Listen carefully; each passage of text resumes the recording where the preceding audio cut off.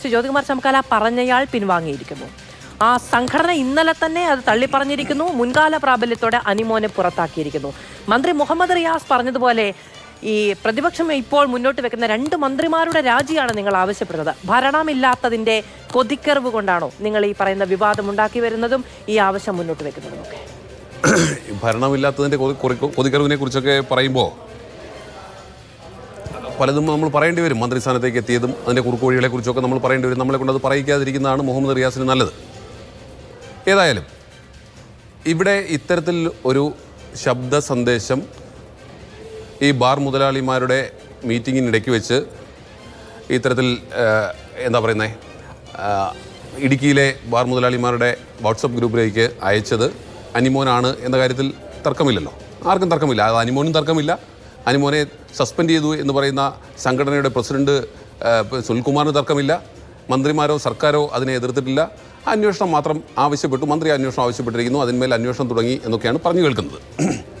അപ്പോൾ ആ ശബ്ദ സന്ദേശം കേട്ട ആർക്കും ഇത്തരത്തിൽ എന്താ പറയുക, ഇവരുടെ കെട്ടിട നിർമ്മാണവുമായി ബന്ധപ്പെട്ട ഫണ്ട് കളക്ഷനെ സംബന്ധിച്ചാണ് അവിടെ ചർച്ച നടന്നതെന്നൊന്നും നമുക്കാർക്കും വിശ്വസിക്കാൻ കഴിയില്ല.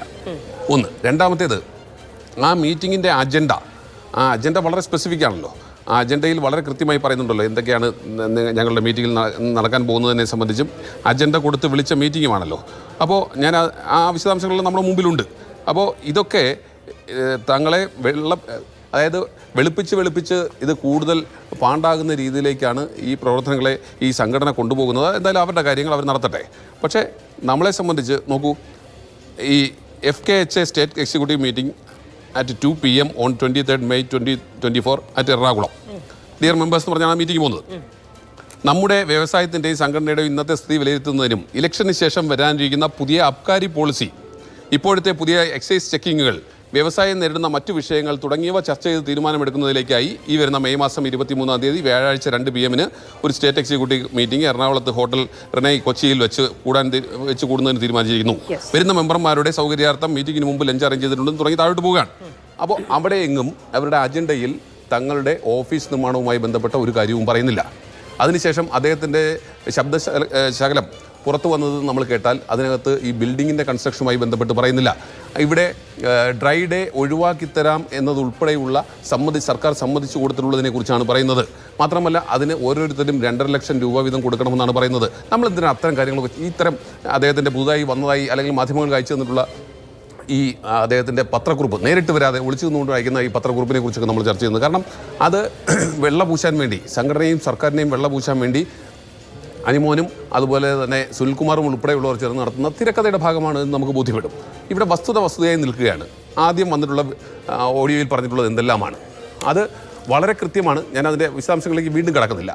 അപ്പോൾ അതുകൊണ്ട് തന്നെ ഇവിടെ സർക്കാരിൻ്റെ മദ്യനയം തീരുമാനിക്കുന്നത് മദ്യ മുതലാളിമാരാണ് എന്ന് ബോധ്യപ്പെടുത്തുന്ന എന്താ പറയുന്നത്, അദ്ദേഹത്തിൻ്റെ ശബ്ദ സന്ദേശമാണ് പുറത്തു വന്നിട്ടുള്ളത്. അതിനെ സംബന്ധിച്ച് അതും ഇതും പറഞ്ഞ് ആനപ്പുറത്തിരിക്കുമ്പോൾ പട്ടിയെ പേടിക്കണ്ട എന്ന് പറയുന്ന പോലെ റിയാസിന് എന്തും പറയാം. പക്ഷേ റിയാസിൻ്റെ കൈകൾ ശുദ്ധമല്ല. അതുപോലെ തന്നെ ശ്രീ MP രാജേഷിന്റെ കൈകൾ ശുദ്ധമല്ല.